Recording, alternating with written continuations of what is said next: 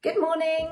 Hope you're all doing okay. I just wanted to share a little bit of an insight from somebody that we've been helping for quite a while through some coaching work at Wednesday's Child, and I had a chat with her last night and was a little bit worried about how she'd be doing this week in isolation. And it was just so heartwarming to hear that, if anything, the pandemic onset has been something of an impetus in her motivation to recover.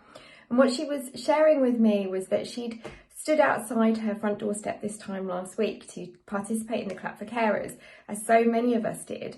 And she really wanted to applaud them, not only for what they've done throughout this pandemic so far, but for the part they've played in helping her stay well and stay healthy today through 10 years of struggling with her eating disorder.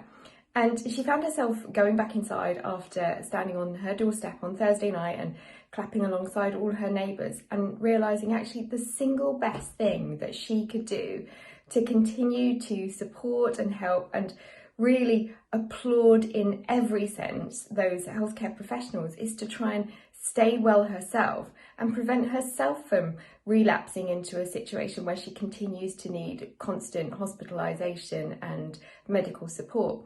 And that's not to undermine that anybody with an eating disorder doesn't need healthcare, because of course at the right time, people with an eating disorder deserve and need that support. It's not easy to overcome an eating disorder, and as we all know, it can end disastrously for many people.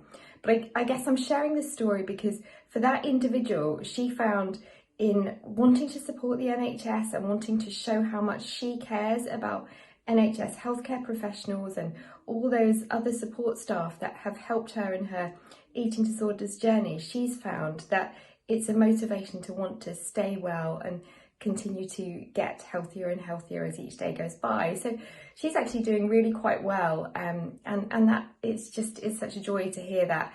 So for those of you that I know may well participate in the Clap for Carers again this evening, I just wonder if we can all think about that and think actually right now, something we can do for healthcare professionals is to keep an eye on our own health around our eating disorder and use it as a focus to really support our physical and mental health as best we can to limit any impact that we have on those services at this time. And I say that at the same time thinking, that's not to say you need to suffer in silence or that you can't reach out for alternative forms of help.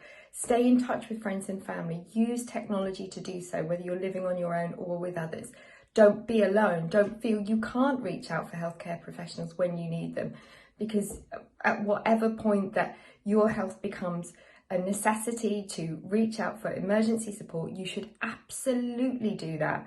But if at the same time this can also be a motivation to you to continue to get well, then that's terrific, and I applaud you, just as I applaud all those carers that will be standing on our doorsteps to reach out to tonight.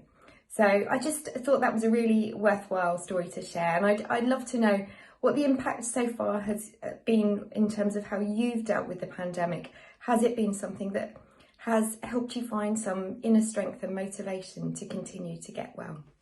Thanks a lot. Talk to you next time.